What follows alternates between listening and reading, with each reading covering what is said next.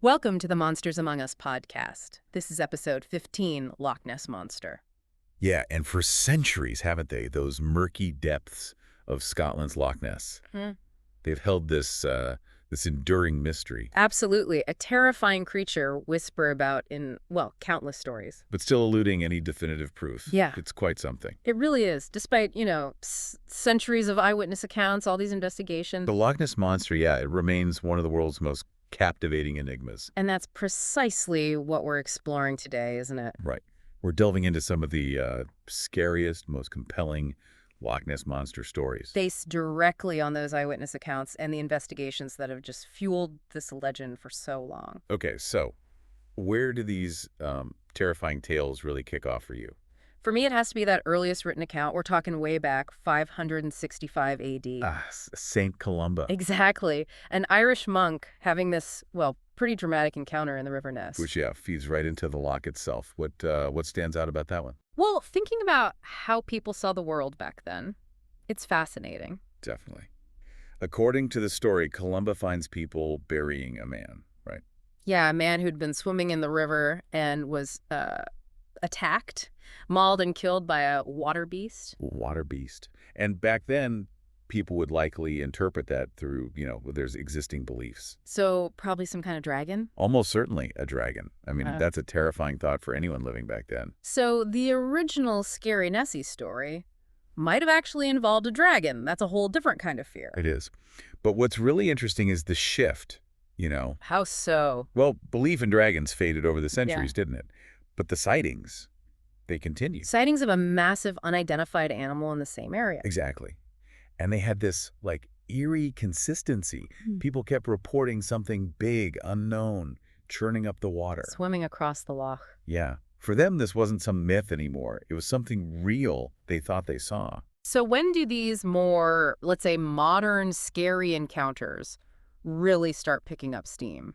For me, the big turning point feels like 1933. Ah, okay, with Alex Campbell. Yeah, the Loch Ness water bailiff.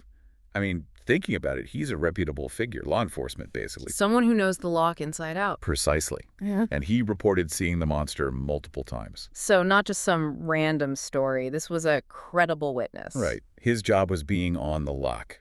What did he actually describe seeing? What grabbed you? Well, Campbell's description was one of the first really detailed ones we have. Okay. He talked about a creature maybe 30 feet long. 30 feet. Yeah, and a 4-foot high body. And the skin, wrinkly, almost like an elephant's. Wrinkly like an elephant. And then the neck, long, wavy, he estimated about 12 feet long. Okay. That level of detail it really paints a picture, doesn't it? A pretty unsettling one. It captured the public imagination, for sure. A wrinkly elephant skin monster with a long, wavy neck. Oh. Yeah, disturbing image.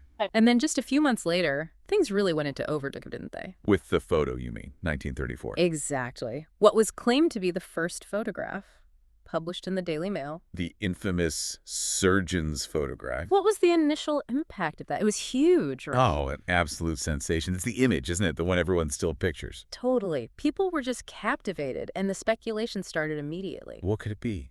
Dolphin fin. Whale? Even a submerged elephant's trunk, bizarrely. An elephant trunk? Where did that come from? Apparently a circus had visited the area recently, so, Bit of a stretch, maybe. Mm-hmm. But I guess a blurry photo leaves room for imagination. Definitely. But what about the scarier theories? The ones that stuck around? Well, the big one, the most popular belief for decades, was the plesiosaur. Right. A marine reptile from the dinosaur era. Supposedly extinct for millions of years. And the surgeon's photo seemed to fit that perfectly, didn't it? That prehistoric look. It did. And the idea of a living dinosaur lurking in Loch Ness, that's properly terrifying. A survivor from a lost world. There's a massive twist with that photo, isn't there? Something that changes everything. There is indeed. Took a while, but in 1994. 60 years after it was published. Yeah. The truth came out. The surgeon's photograph was a hoax. A complete fake. Involved a model beast, long neck and all, stuck onto a toy submarine. A toy submarine. Incredible. That one fake image shaped the whole narrative for so long. It really makes you wonder, doesn't it? How much did that influence what people thought they were seeing afterward? Exactly. But here's the kicker. Just because that one photo was fake. It doesn't just wipe away all the other sightings, does it? or the other evidence. Not at all. Which brings us to maybe more compelling visual evidence. Like Gordon Holmes' video footage. Yeah. From 2007. Yeah. A lot of experts call that probably the best footage up to this time. So what did Holmes actually capture? What seemed convincing or, unsettling? He described seeing something moving in a serpentine fashion. Serpentine. Okay. Bubbling along the waves, he said, but never actually breaking the surface. And he did something quite clever, didn't he? With the camera. Yeah, showed real presence of mind. He deliberately zoomed in and out. To give some scale for analysis later. Exactly. Suggests he was really trying to get objective evidence, not just a shaky glimpse. So this bubbling, slithering thing, what did the experts figure out from the footage? Well, based on their analysis, they estimated the creature was at least 15 feet long. 15 feet. So significantly bigger than, say, a freshwater eel. Oh, much larger than any known eel in Loch Ness. And they calculated its speed, too. How fast? Around 6 miles per hour. So clearly something with some power, some energy, not just a log. Right. Holmes himself felt it was a big moment, didn't he? He did. A turning point, he called it, even though it wasn't, definitive proof. Still, capturing something like that makes you wonder what else might be down there. And Loch Ness isn't alone with these kinds of scary monster legends, is it? You mentioned Sweden. Yeah, exactly. The legend of the Great Lake Monster in Sweden's Lake Storjen. And it's remarkably similar. What's really fascinating is the timing. How so? Sightings there apparently date back centuries, too, to the 11th century. 11th century. That's right around the same time as those early Nessie rumors like the St. Columbus story. It's quite a parallel timeline, isn't it? It really is. Is there any, ancient visual record of this Swedish creature? There is, actually, a Viking relic, the Frozo runestone. A runestone? Yeah, it dates from about 1050 AD, and it depicts a serpent, believed to be the first picture of the Swedish monster. Wow.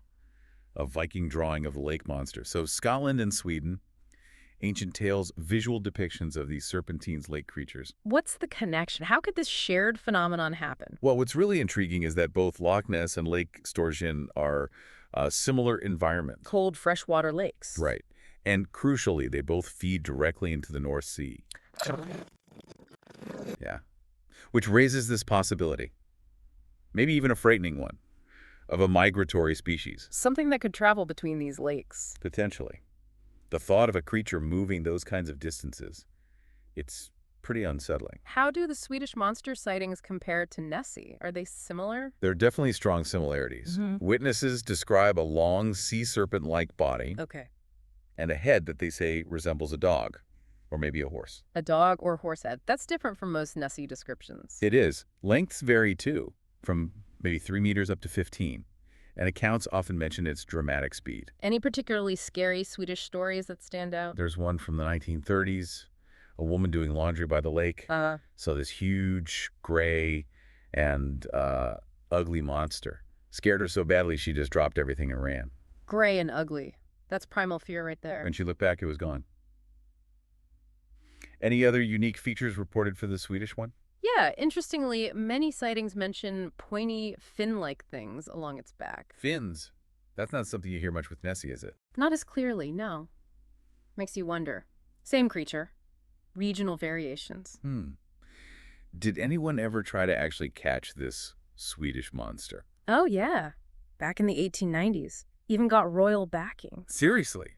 The King of Sweden? Sponsored an attempt, yeah. Built a big trap. What did they use for bait? A pig. A pig. Okay. Did it work? Unfortunately, no. That attempt and others failed. But you can't say they didn't try. A pig-baited monster trap. Amazing. But yeah, that North Sea connection, the shared characteristics, it really highlights that frightening possibility we mentioned. The idea that Nessie isn't just stuck in the Loch. Right. That it could be migratory, part of a wider phenomena. Which leads to another interesting angle, doesn't it? The Atlantic sturgeon. Yeah, the sturgeon connection. What's potentially scary about that?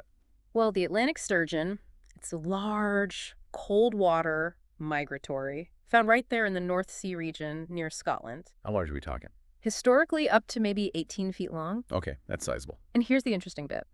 They have natural armor plating called scutes. Scutes. Like bony plates. Exactly. Running along their backs and sides. And get this, when sturgeon reappeared in the James River in Virginia after being gone for generations, locals who saw them initially, They reported seeing some kind of monster, or even mutant shark. Mutant sharks in a river. Right. Wow. Shows how an unfamiliar large fish can seem monstrous. Totally puts those reactions into perspective. So how does the sturgeon's look relate to Nessie sightings? Well, those scoots, the bony plates, they could potentially explain the humps people often report seeing in Loch Ness, couldn't they? The humps. That's a classic feature. And other sturgeon species like beluga and white sturgeon, they get huge. Beluga sturgeon documented close to 30 feet long, and they actively hunt fish. 30 feet with bony plates. That starts to sound a bit like some descriptions, doesn't it? It does raise the question, yeah. Could the Loch Ness monster, or at least some sightings, just be an overgrown sturgeon? It's a compelling thought. They move between salt and fresh water. They're found near Loch Ness, near Sweden. Their size, ability to hide in deep, dark water, it makes them a plausible candidate for some sightings, maybe. So maybe not a dinosaur, but a massive armored fish. A different kind of scary, a known animal, just monstrously big. But then there's that physical evidence found in Scotland you mentioned earlier. Something else entirely. Right, back in 1808, the discovery of the Stronsay beast. Ah, yes, the carcass. Washed up on a Scottish island, not far from Loch Ness, fishermen found it, were totally astonished, said it was unlike any whale or shark they'd ever seen. And the timing. Just a few decades after those first modern Nessie sightings started getting reported more. Seems significant. It does make you wonder about a connection. What did this Stronsay beast actually look like? Descriptions mention a long, narrow shape, flippers on its abdomen, and massive size. Is any of it left? Only 3 vertebrae, sadly. They're in a museum. Okay. What else? Any other weird features? Yeah, this is interesting, especially thinking about deep-sea creatures. It reportedly had 3 pairs of paws or flippers. 3 pairs, that's unusual. And short, wiry bristles, which, is common in deep-sea animals. They use them to sense food in the dark. 3 pairs of flippers and bristles. Definitely doesn't sound like a sturgeon. No. Paints a picture of a totally different kind of scary creature, doesn't it? What else might be lurking down there? It really does. And this kind of brings us back around to the plesiosaur theory. The one that just won't go away, the surviving dinosaur idea, it's so compelling. That classic image, right? Long neck, small head. It's lodged in our minds. Even after the surgeon's photo turned out to be fake. Exactly. And finding living fossils like the coelacanth. The fish they thought was extinct for millions of years. Yeah. When stuff like that happens, it keeps the prehistoric possibility alive, doesn't it? So could Nessie still be a modern-day plesiosaur, a relic? Well, there's research by paleontologist Dr. Pernille Trolson on plesiosaurs, and she raises a major problem with the long-necked theory. Oh, what's the issue? Sounds significant. Her research suggests that a long, flexible neck, well, it just wouldn't have the strength. Strength for what? To lift its head right up out of the water, like in the pictures. Because of water pressure. The physics wouldn't work. Pretty much. She argues the immense pressure would make it incredibly difficult, maybe impossible, for a long, unsupported neck to break the surface in that classic swan-like pose. So the iconic image might be anatomically impossible for a plesiosaur. That really challenges the classic theory. It does. Dr. Trolson's work suggests a short-necked animal would be, well, more plausible if it were a plesiosaur. Interesting. Any other issues she raised? Yeah, the air-breathing thing. A reptile needs to surface often, right? You'd think it would be spotted way more frequently than Nessie is. Exactly. Which made her suggest maybe it has gills, which, of course, plesiosaurs didn't have. Gills. Okay. And thinking about the surgeon's photo hoax. Her findings really highlight how much that fake image probably influenced everything. Led people to look for the wrong shape, perhaps. So if it's not a long neck sticking out, then maybe that eel-like form people sometimes see. Maybe that's the body. Which implies, what? A totally different monster. A brand new, never-before-seen image of what it might actually look like. Something maybe far removed from the dinosaur idea. More elongated, maybe even more terrifying. And if it is migratory, as we discussed, how does it even get in and out of Loch Ness? Well, the natural route is the River Ness, connecting to the North Sea. But isn't that river tricky? Very. It's shallow, fast-flowing. A big obstacle for a large animal. So probably couldn't just swim downriver easily. Not easily, no. Yeah. But here's where the timeline gets really interesting again. What's that? The Caledonian Canal. Completed in 1822. Ah, the canal. It offers a much better route. Yeah. Deeper, slower. a direct link from the North Sea right into Loch Ness. Kind of a back door for any big marine creature. Exactly. And the timing, 1822, just a few years after the Stronsay beast washed up. So the canal opening basically created a potential migration route around the time sightings became more frequent. It certainly suggests a timeline where migration into the loch became much more feasible for a large North Sea creature. And it could use the canal to follow food, maybe. Precisely. Like salmon, sea trout, they migrate upriver to spawn every spring and summer. So the monster could follow those feeding runs. Potentially. Which might explain why sightings aren't consistent every year. It comes and goes with the food. So even now, in modern times, these scary encounters, or at least sightings, they still happen. They do. Yeah. While we don't have specific scary details from recent times right here, the fact that encounters persist, it just underscores the mystery. And the potential for that a frightening glimpse of something unknown is still there. Absolutely. For people living there, visiting, the mystery remains unresolved. So despite sonar scans, scientific studies, all the theories, the true nature of the Loch Ness Monster remains, well, terrifyingly unknown. We've certainly covered a lot. Centuries of scary stories. From ancient legends of water beasts right up to modern sightings and these evolving theories. And explored some really frightening possibilities, haven't we? Yeah. A large, unknown species, maybe. Yeah. A connection to other lake monsters through the North Sea. That idea of migration via the canal? And the potential for its appearance to be drastically different, maybe even scarier than we've always imagined. Which really leaves us with the final thought for everyone listening, doesn't it? It does. With all these compelling, sometimes genuinely terrifying stories, and how our understanding keeps shifting. What is the most unsettling possibility that keeps you awake at night? About what could truly be lurking in the deep, dark waters of Loch Ness?